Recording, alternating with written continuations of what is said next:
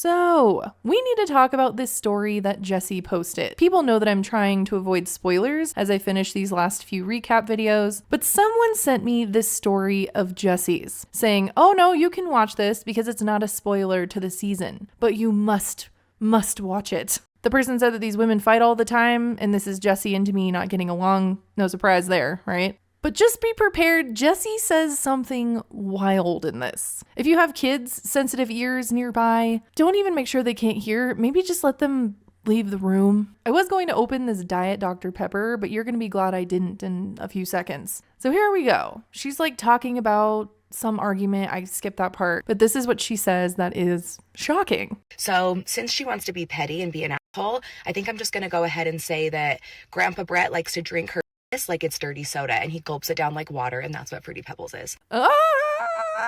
Was that what you expected? Because it was not what I expected it to be. And if you're like, Fruity Pebbles, what? In my season 1 and 2 recap video, which I'll link in the description below, there's this prank that Whitney does where she gives Demi a present. And it's Fruity Pebbles. Because Demi told Whitney that her and Brett used this as a term for something they did in the bedroom. Just so you know, I have to be so careful with how I say these things on YouTube. So in my video, I at one point even say that Macy, Michaela, and Whitney are giggling like high school girls about this, but they don't say what it is. Whitney does this motion over Macy that hinted what it was. And then she says the term Fruity Pebbles had something to do with taste. So in my brain, I'm thinking because these Mormon women seem very vanilla to me, I thought this was a term for her just like sitting on his face or something. But Jesse saying this, it totally shocked me when I first saw it. Like my jaw was on the floor. And then I got sent her response to this. Again, I'm trying not to look at Instagram, so thank you to the people sending me this crap. And she doesn't deny this at all. If anything, she like leans into it. They made a TikTok joking about it. Okay, this video might get deleted. I don't even want to open this Diet Dr. Pepper at all anymore.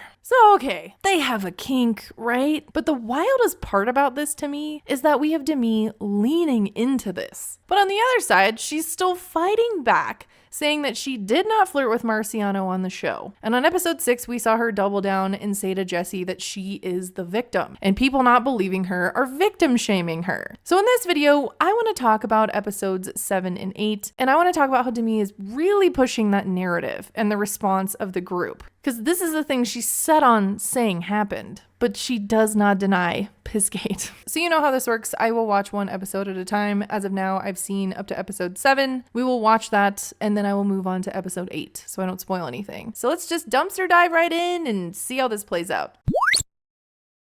Awesome! Okay, I am gonna open this Diet Dr. Pepper.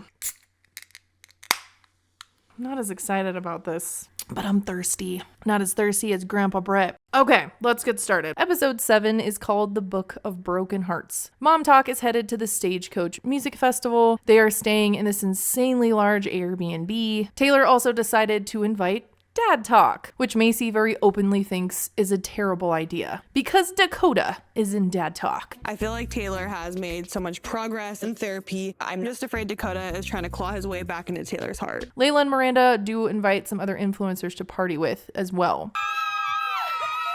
You notice that Demi is not physically there, but she is haunting Momtok on Instagram stories. It seems pretty clear, but I guess some people are still confused. Unwanted physical touch equals assault, period. The end. To the people that were made aware of these events and watched me cry, and then proceed to use their platforms to victim shame, publicly call me a liar, and judge the way I handled it, from the bottom of my heart, shame on every last one of you. Michaela and Macy are very offended by this because Demi is grouping Momtok as a whole, saying that they are all victim shaming her. Michaela is a victim of abuse and Macy is also a victim, and they say that they would never victim shame anyone. I feel like Demi is starting a war with Momtok right now. So this is happening after Demi had this talk to Jesse, where we saw them not scream at each other. It seemed like everything was okay when they parted ways. That's a pattern in this show. They get along, they don't get along. It's kind of hard to keep up with, honestly. But Momtok is away. They can't really do anything about what's going on with Demi now. And that's when Dakota has arrived with Dad Talk. I like how you can just tell it's him from one word that he says. Crazy! Jesse and Jordan are getting along right now, but they are still separated. So Jordan and Dakota stay stay in the Airbnb's pool house. The other husbands are staying with their Momtok wives, and that includes Jace staying with Michaela. Zach is there, but like without Jen, which I thought was really weird. The car died. She was in a Tesla and it died, so they're charging that at I would be station. livid. Why didn't she ride with Dad Talk? Maybe it's because she's sick. So Momtok, or at least some of Momtok, heads to Stagecoach. And you can guess, while most of the girls are enjoying their time, they like meet Lana Del Rey, who apparently watches the show and is like trying to get some tea from them. You know where Taylor is. She's fighting with Dakota. Already. This random girl like approaches the guys. She's being a little flirty, but nothing crazy. And that's enough to get Taylor upset with Dakota. Like instantly. What were you telling her? When she was trying to leave, what were you telling her?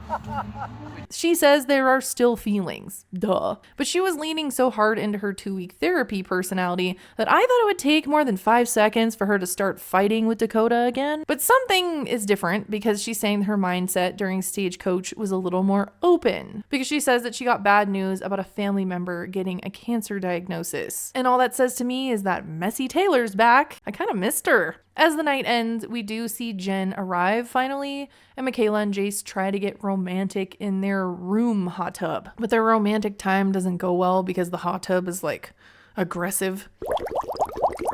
The bubbles are too intense and Michaela hates that. She's also pregnant, so like not sure what the plan was here. Pretty sure she isn't supposed to be in a hot tub at all, let alone get freaky in one. So they move to the outdoor hot tub to try to set the mood again. But Michaela is already over it. This isn't very romantic. In every episode, when this whole Jace not liking their intimacy thing comes up, I usually say, leave Michaela alone, like Chris Crocker style. Leave Michaela alone. I mean, he is saying that them not sleeping together is where he draws the line in their marriage. Unfortunately, intimacy for me is really important in so much as that it's like a deal breaker. And that just seems very selfish and weird when Michaela is pregnant. But this is when we start to see Jace like act out. But he's not the only one acting out. Because the next morning, we see Dakota leaving Taylor's room. His look at the camera. Dude, bro, you're busted. No, yes, we had sex, like, obviously. For whatever reason, I did not expect this to happen that quick. I was trying to believe in Taylor and her 2-week therapy. All Dakota had to do was wear a cowboy hat and have another girl look in his general direction. And that therapy went straight out the window. So I was not expecting that the first night. Nor was I expecting them to film Jen blowing her nose into a towel on camera for a solid 10 seconds. Why? That's a clip that made it in the final cut. So the haunting of Demi kind of like fades away for a while, but it comes right back when Whitney reposts Demi's story saying that Momtok is victim shaming her. I love you, Demi. So proud of you. The one shaming all of us. And all the internet thinks we're all victim shamers. And right on cue, Whitney arrives. Taylor like puts her leader pants on to go confront her. Try using the tools that I learned in therapy to help me just be calm and hear her out. She's still using the therapy thing too. I don't think she realized that we saw Dakota leave her room. We saw him, you can stop. She tells Whitney everyone is upset with her. And what is with Whitney's hair? I feel like this might be worse than the bubble headband. Like, I would never repost that about friends you know that aren't like supportive of that, especially those girls. They're the ones that have been sexually assaulted, like, as well. They're like really upset about it. But she's very vague about how she explains her support for Demi. She basically says that she knows what it's like to have a narrative spun online because a majority is against you. She was very careful with that wording. She gets the hint though, that Momtok is mad at her again. No one likes that she's supporting Demi in any way, so she does her brand deal content and then leaves. Jace is still mad over here. He's doing shots. I noticed Macy's husband drinking too. I thought none of these people drank besides Jesse and her husband and Demi and Brett. I'm talking about alcohol. Is this a Mormon show anymore? Was it to begin with? I don't know, but it's messy, so I press on. Jace, you're down, bro! Taylor is all dancing on Dakota. Excuse me. Jace is so frustrated that he starts talking about a separation from Michaela. And then they say later on that they're arguing about couples therapy, and it's Michaela that doesn't feel ready to do it. So in this case, I did find it interesting that she doesn't want to dive into her past trauma. I feel like they should definitely leave this out of the show though, because she was so young when she married Jace at 16 years old. I wonder if it brings up feelings towards him. And I think that they shouldn't air that on television. Their kids will see this. I get why they're bringing this up. This is like one of the only Mormon culture standard things they're talking about on the show right now. She does say though in this that she's going to go forward with therapy after talking to the girls. Great. Let's not talk about this anymore. I'm also thinking, like, didn't Macy say something about her storyline getting cut before season 3 aired? They can shift to her storyline now. We don't need any more of Michaela and Jace, and I don't need to hear Jen blow her nose anymore. And we end the episode with Taylor saying she's liking how Dakota is trying. She's giving this a shot, it sounds like, and she seems to have some hope, unfortunately. But there's, of course, a big twist that will ruin that. When Momtok gets back to Utah, Jordan decides to tell Jesse Dakota's secret. During one of the times they were broken up, Leanne's friend reached out to him and was just like checking in on him. I was wondering for a second why Jordan would turn on his own twin. Not cool, bro. But I guess dad talk is no better than mom talk when it comes to talking behind each other's backs. They're the villains now. Dad talk. They're here to ruin mom talk. And they're starting with Taylor. And it kind of turned sexual. Like he gave into it? For a minute. So a family friend of her mom's was like sexting Dakota. That part was kind of unclear to me. They also bleep out this lady's name, but Jesse seems to know who it is. That is so bad. It doesn't matter if you've been broken up or not. That's like Taylor's family. Like that's a big deal.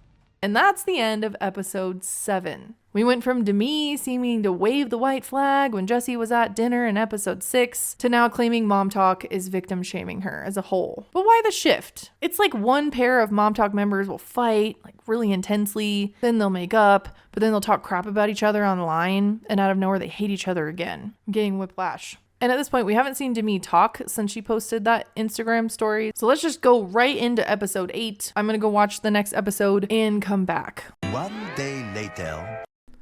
Okay, I'm back. It's the next day though. I got tired. Hi again. Episode 8 is called The Book of Awakening. So we are right where we left off. Jesse knows Dakota's secret of him like sexting Taylor's family friend. It didn't sound like it went all the way, but I'm a little confused by that. Is he gonna tell her? Luckily, he did shut it down.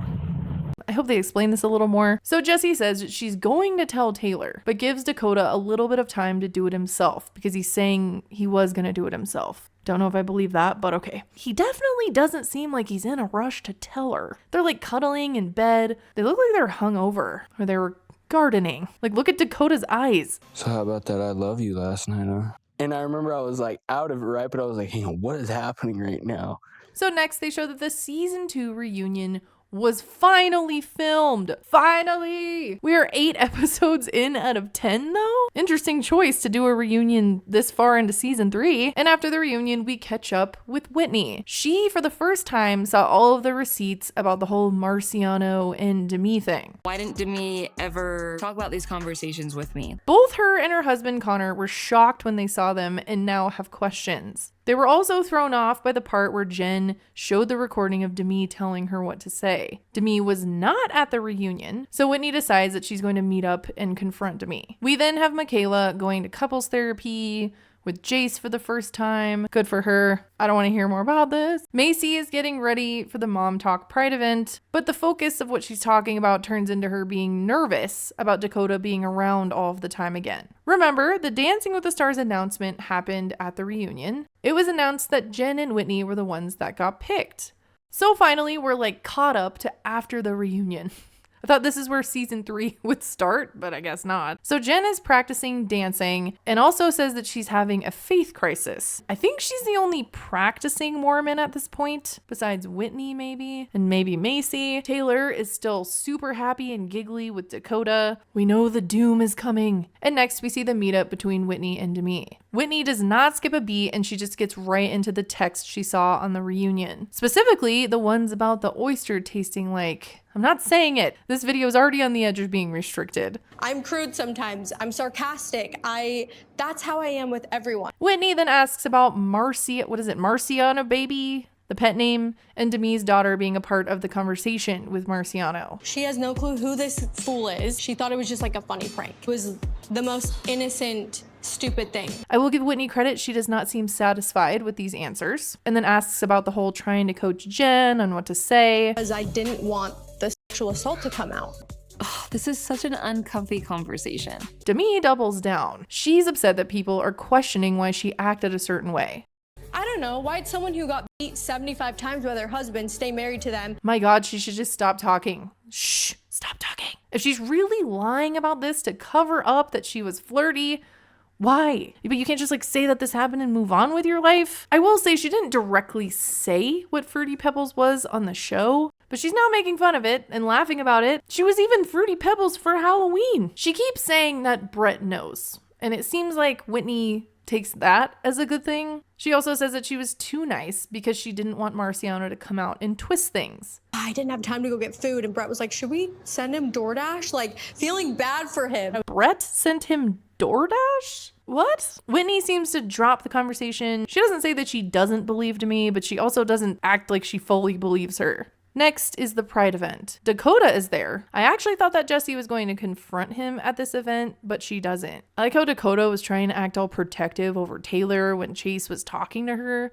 Why is he pretending to be a good boyfriend all of a sudden? You have a secret. But back to Whitney. She's now telling Connor about her conversation with Demi. Brett knew about every conversation, felt bad for him at sometimes, was like, oh, we should DoorDash him some food.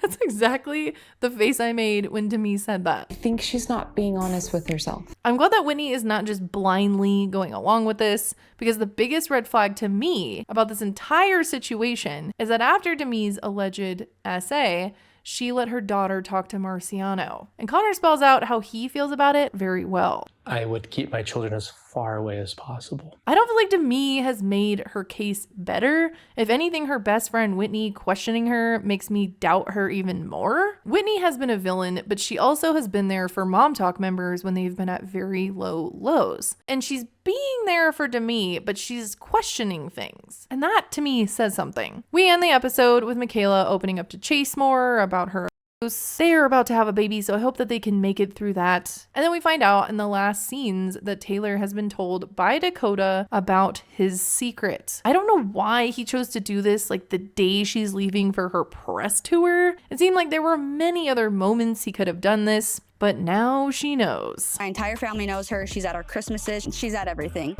That's so fucked up. And that's the end of episode 8. Demi. The choices she's making on the show are so strange to me. She's totally fine with the world knowing about this kink she has, but she cannot admit to what happened with Marciano. And I just think that's so weird. Maybe they'll explain that in episodes 9 and 10. Don't spoil it if you know. I haven't watched those yet. Look out for a video on Thursday for 9 and 10. Make sure to follow me on Instagram if you haven't already. And also, this is my QR code to my Snapchat. Make sure to follow my public profile. I will be posting often on there. Anyways, thanks for watching. Bye!